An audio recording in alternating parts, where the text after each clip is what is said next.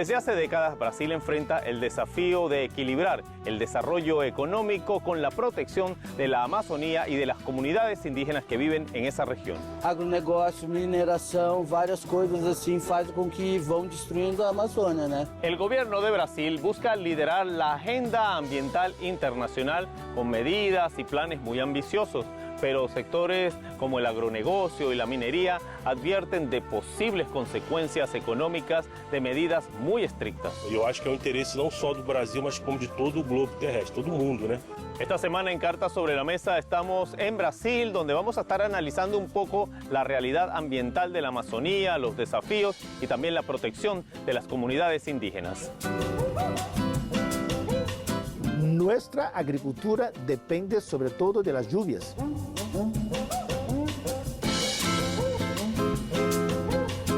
Y las lluvias dependen sobre todo de los bosques. Hay todo un ecosistema de crimen, ¿no? O sea, los crímenes ambientales se coadulan con otros tipos de crímenes.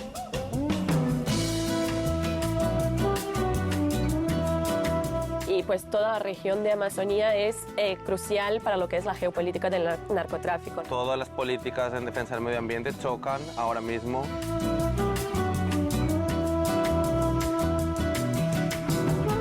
Con un Congreso Nacional que es más conservador incluso que en los años de Bolsonaro.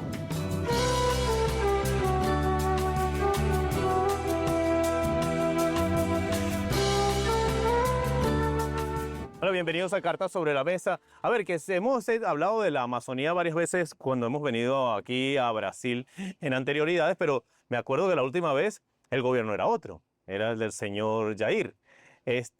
¿Ustedes sienten que con la llegada de Lula ha vuelto a tomar un cambio un poco la política del Estado en relación a la importancia que tienen los temas de deforestación en la Amazonía, los temas de cuidado del medio ambiente? ¿Sienten que Lula le ha dado un giro a esto nuevamente o seguimos como veníamos antes? No, yo creo que ha habido un cambio bastante claro, sobre todo porque Bolsonaro era un negacionista de los problemas ambientales, o sea, era un tema que en ningún momento fue prioritario.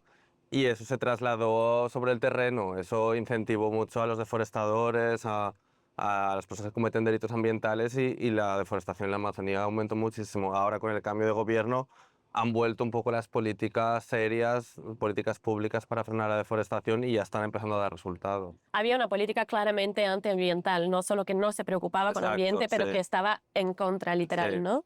Entonces creo que desde que llega Lula hay sobre todo dos frentes que me parecen importantes. Una que es un poco más simbólica, la creación, por ejemplo, del Ministerio de Pueblos Indígenas, que hay un departamento para pensar justicia climática, y algo también más efectivo, digamos así, o sea, la deforestación ha caído. Hay nuances en estos números, hay que mirarlos bien, pero o sea, se disminuyó desde el 22. Entonces, Pero, pues, ¿cómo lograron disminuir esos números un poco? ¿Cómo se da ese fenómeno de disminuir?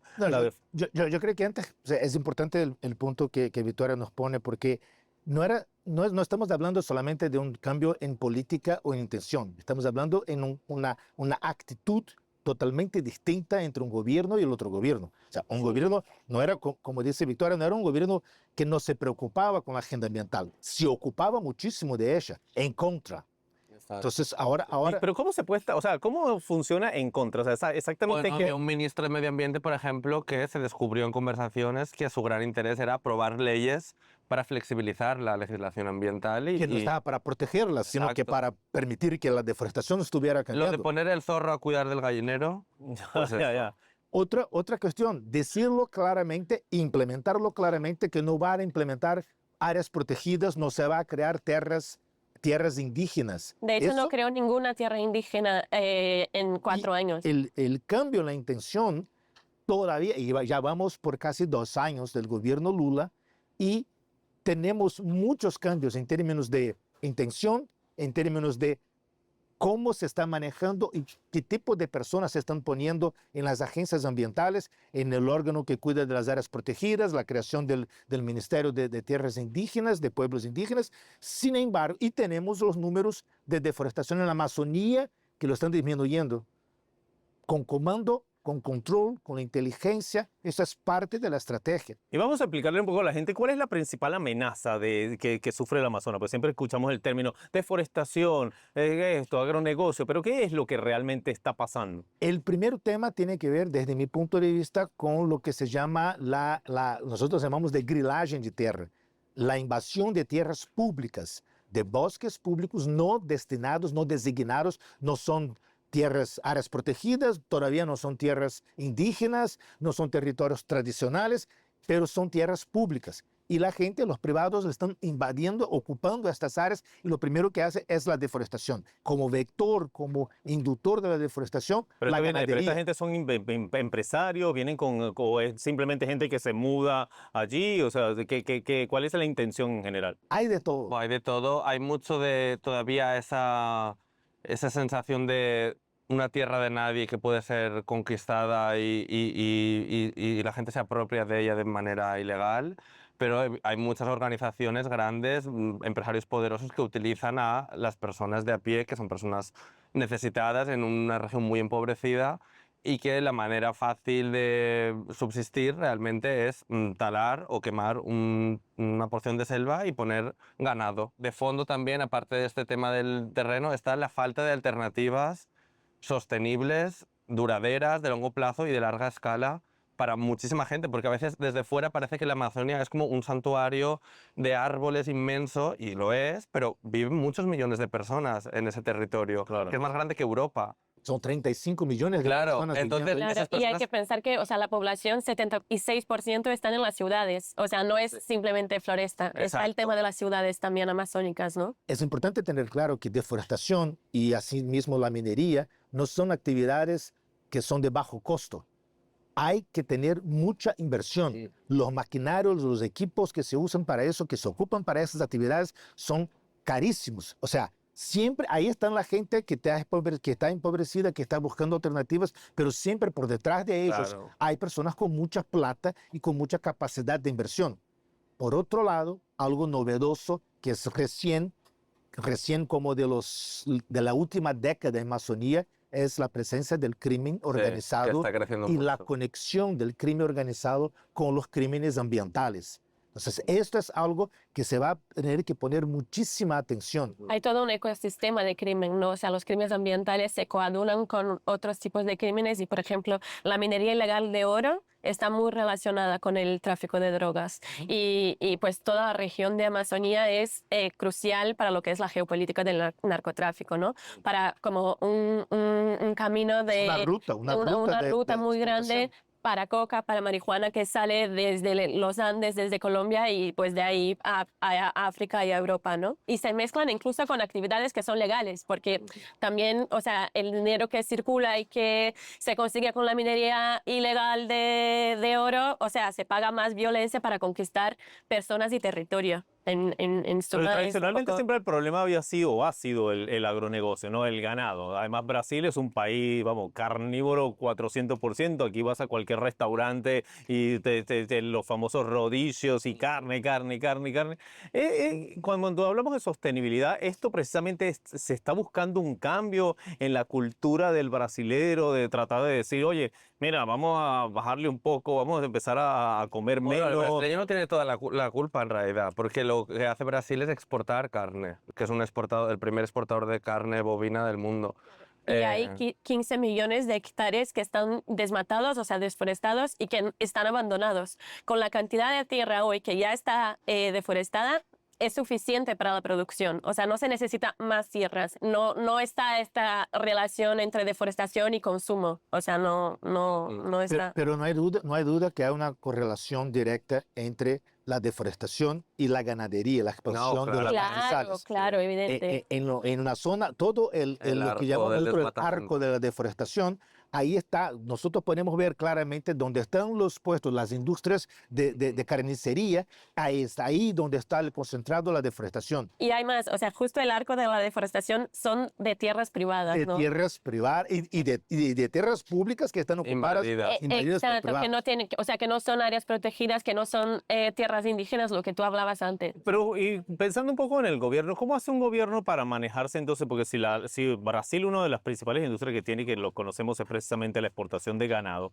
¿De quién va la responsabilidad? Pues yo han mencionado un poco que bueno, que sí, que también los consumidores, pero el consumidor también consume lo que le venden. ¿Cómo hace Brasil para decir, bueno, mira, vamos a tener que tratar de, no sé, diversificar la economía para que no dependamos tanto de esto y podamos salvar un ecosistema que es fundamental no solo para el Brasil ni para América del Sur, es para todo el planeta y a la misma vez también, por cierto, tirar esa moneda ahí en la mitad de la mesa, la cooperación internacional? ¿Hasta qué punto es válido que Brasil también le diga, bueno, a los demás, oye, que tenemos, entre comillas, el famoso pulmón del mundo, a ver si ustedes colaboran también? O sea, el tema de la cooperación internacional es muy importante, no solo porque Amazonia es importante para Brasil y para el mundo, pero estamos hablando de una región transfronteriza, ¿no? O sea, estamos hablando de 8 países. Y eso también es un tema muy importante que se empieza de nuevo a apalancar, digamos así, a partir del gobierno Lula con la OTCA, la Organización del Tratado de Cooperación Amazónica. Y bueno, hace falta en términos internacionales una actuación que sea coordinada entre diferentes países y esto es un reto porque, o sea, hay políticas nacionales distintas, denominaciones distintas, lo que es tierra indígena o área protegida en un país no necesariamente es en otro. Hay que establecer una gramática mínima para que se pueda actuar entre los países de la región y bueno, también claro, están también los conflictos entre norte y sur global, Claro. ¿no? O sea, claro que es importante tener aporte financiero, por ejemplo, de los países del norte, pero que no nos digan a los países amazónicos qué hacer o no. Yo creo que la capacidad de liderazgo de Lula, junto con el presidente de Colombia, por ejemplo, puede apoyar este cambio en términos de cooperación, de multilateralidad dentro de la América del Sur, dentro de Sudamérica con los países amazónicos. Nosotros tenemos una legislación, el Código Forestal, tenemos que implementarlo.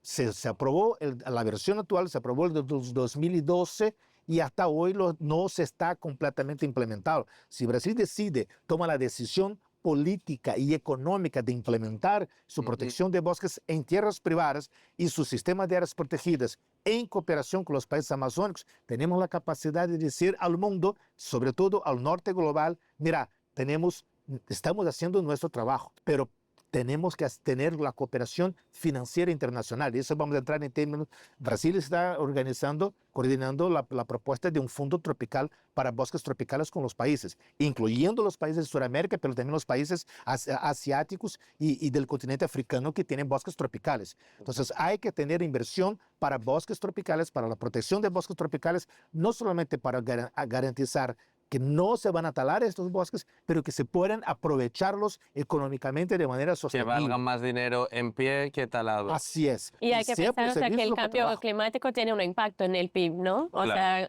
todo el tema que es mudanzas climáticas tiene un coste también. Sí. Pero yo cada vez que escucho, para jugar aquí al abogado del diablo, como cada vez que escucho precisamente argumentos de tema ambiental, me suenan un poco como también los argumentos que salieron, por ejemplo, de la reciente reunión del G20, de la creación de la Alianza Mundial para combatir el hambre y la pobreza. Es un poco como que, bueno, sí, seguimos, sí, vamos a cuidar los árboles, los No, pero yo bosques. creo que sí que hay cosas, obvio que a veces es muy frustrante porque siempre estamos con declaraciones, documentos, tal, que nunca llegan al terreno. Pero, por ejemplo, un tema que antes cuando has preguntado, ¿qué es lo que puede hacer Brasil aparte de reducir el consumo de carne, no sé qué? Yo creo que es muy importante que, por ejemplo, se mejoren mucho los mecanismos de rastreabilidad de todo lo que se produce aquí, porque hay mucha preocupación, por ejemplo, en Europa cada vez más de dónde viene esta carne o de dónde viene esta soja. Esto tiene origen en deforestación ilegal, entonces no lo quiero. Los consumidores ya están demandando eso. Entonces, los productores brasileños y de otros países amazónicos van a tener que trabajar mucho en los próximos años para mejorar y poder demostrar que efectivamente ese ganado que te estoy vendiendo viene de un terreno que estaba todo en regla, legalmente y tal. Entonces creo que es una de las herramientas donde realmente ahí sí que se puede luchar en la deforestación y se puede conjugar el desarrollo económico de los países con la protección del medio ambiente. Entonces creo que sí que hay cosas prácticas también que se están haciendo, ¿sabes? No todo es tan etéreo, pero estoy de acuerdo que a veces es un poco frustrante. La cuestión de la rastreabilidad es muy importante, claro, pero también hay que tener ojo de que no sea un proteccionismo arancelario. No, sí. O sea, pero sí es muy, No, es muy importante y que haya también incentivos, o sea, positivos, no solo de punir a quien Claro, deforesta, sino que sino premiar a quien lo hace incentivar bien. quien lo hace Sí. bien. Yo quería hablar un poco, porque aquí el maestro nos decía antes de que empezara el programa de que no solo la Amazonía sufre deforestación y no solo es un problema de la Amazonía, sino también de la sabana, que incluso es hasta más grave. A ver, cuéntanos un poco qué es lo que está pasando en la sabana. Sí, nosotros tenemos lo que llamamos nosotros de cerrado, que es el bioma, que es como una sabana tropical en Brasil. Y esta zona es la zona donde el agronegocio, la producción agrícola, sobre todo de soya y de productos generales del agronegocio, se concentra en esta zona. La expansión de la agricultura en esta zona está en franca expansión, estamos creciendo mucho y la deforestación hoy día, como logramos bajar los últimos 2 años, logramos bajar el 45% la deforestación en la Amazonía. Mientras tanto, en este mismo tiempo, la deforestación en el Cerrado creció. Hablamos de la deforestación en la Amazonía, en tierras públicas que se estaban invadiendo. En la sabana brasileña no es así. Son tierras privadas, son deforestación que son autorizadas por los gobiernos estaduales, porque así la ley lo determina, pero los gobiernos estaduales no están siendo muy rigurosos en definir en estas autorizaciones cuáles son los límites. Y en este caso, hablamos una vez más del Código Forestal, de la implementación de la ley. En Amazonía, cada predio privado, cada predio rural tiene que mantener al menos el 80% de la cobertura boscosa. En el Cerrado es el 20%. Entonces, se supone... ¿No habría que cambiar eso? No, ¿No es necesario? No es necesario y no hay ninguna posibilidad con el Congreso Nacional, con el Parlamento que tenemos, no hay esto ninguna lo hemos posibilidad. comentado y es verdad que todas las políticas en defensa del medio ambiente chocan ahora mismo con un Congreso Nacional que es más conservador incluso que en los años de Bolsonaro. Entonces es muy difícil hacer avanzar ningún tipo de legislación ambiental ahora mismo con la configuración que hay. Pero ahí justamente es donde tenemos que conectar el tema de la financiación, de la financiación climática y de las estrategias positivas, propositivas, para que la gente pueda decir, bueno, ¿qué voy a hacer con este excedente que tengo yo? ¿Voy a talar este bosque y poner soya o puedo mantenerlo porque tengo un pago por servicios ambientales muy bien estructurado por unos años? Y ahí conectar a la agricultura, y tiene que ser así, la agricultura es subsidiada. Y si tenemos un subsidio de la agricultura, un subsidio positivo que va a tener incentivos para mantener áreas que son extremadamente importantes para la producción misma. O sea, nuestra agricultura depende sobre todo de las lluvias y las lluvias dependen sobre todo de los bosques. Y cuando tiene lluvia y no tiene bosque, el agua se va muy rápidamente. Entonces, eso es un factor positivo para la agricultura misma. O sea, no es un oponente, sino que un contribuyente. Pero a veces falta ese entendimiento. Falta ese entendimiento en el propio términos sector estratégicos y falta ese entendimiento en términos de comprender. Yo diría que el agronegocio brasileño tiene 2 perfiles. Tenemos el agronegocio de exportación con compañías, con productores y con asociaciones muy enfocadas que ya tienen claro la cuestión del cambio climático. No están en el negacionismo y están muy atentas del riesgo climático que tiene la misma producción. Entonces, estos ya están haciendo la transición. Pero por otro lado, hay la gente que dice que no, que eso no existe y que el problema no se va a Pero por resolver. ahí pensaba cuando Joan mencionaba lo de, como de la configuración del Congreso en este momento, hasta qué punto la gente de esa ala del agronegocio es la que controla incluso los lobbies y la política brasileña. Hasta qué punto precisamente el juego está trancado allí, porque esta gente es la que normalmente tiene más influencia en el mundo político brasileño, independientemente del partido que esté en el gobierno. Pasa eso y pasa que no solo en el Congreso, también dentro del mismo gobierno un poco conviven esas 2 almas. Una alma más alineada con lo que estamos comentando, la protección del medio ambiente, un ministerio del medio ambiente con una ministra, Marina Silva, de prestigio internacional, etcétera, y al mismo tiempo los lobbies ruralistas del agronegocio que están dentro también presionando y chocando constantemente.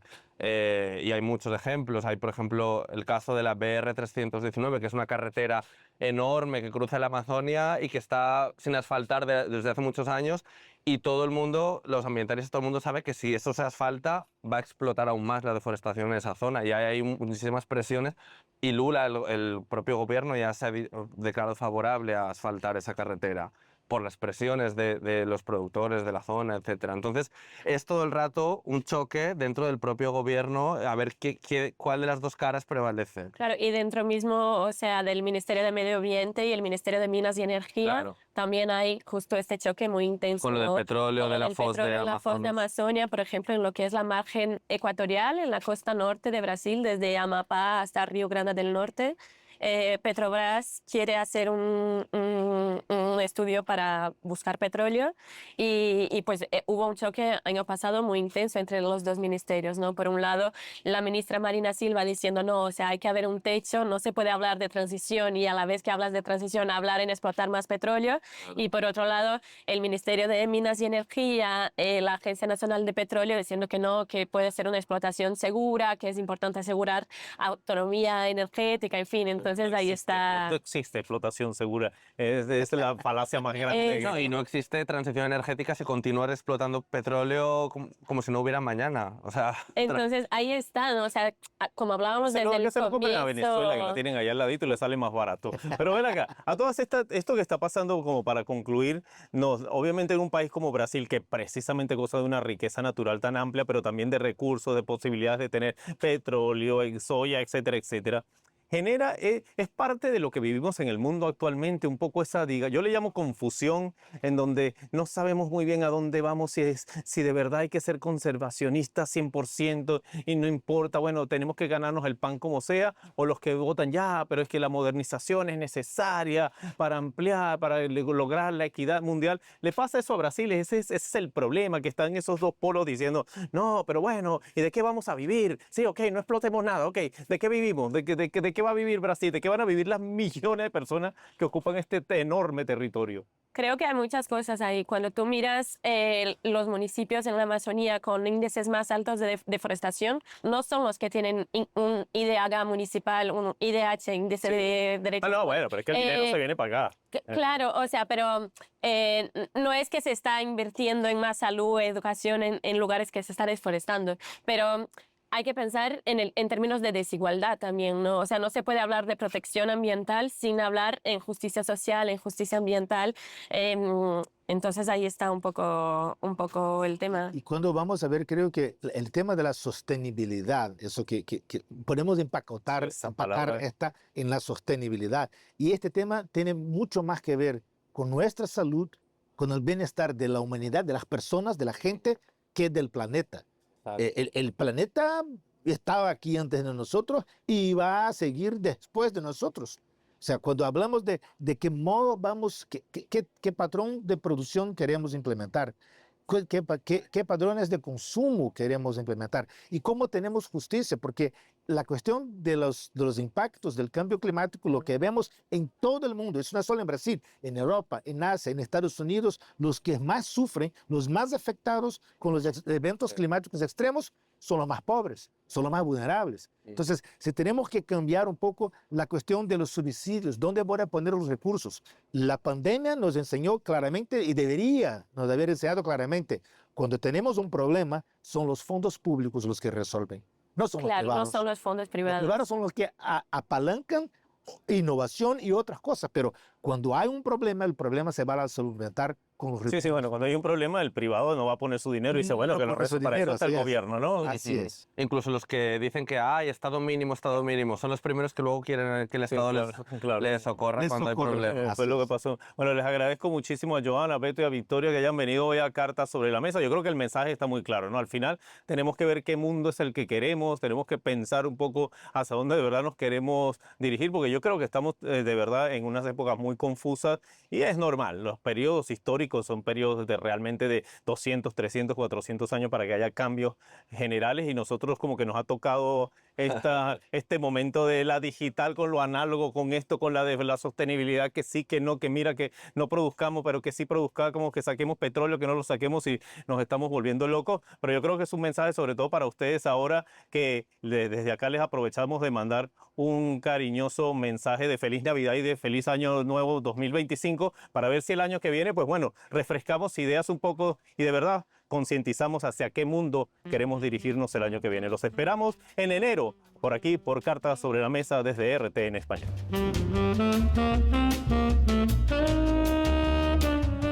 Hoje em dia, com o novo governo que a gente tem aí já, né, o presidente Lula, estão bem focados em relação a isso. Que a Amazônia, nossa tão amada Amazônia, ela esteja sendo sempre bem cuidada.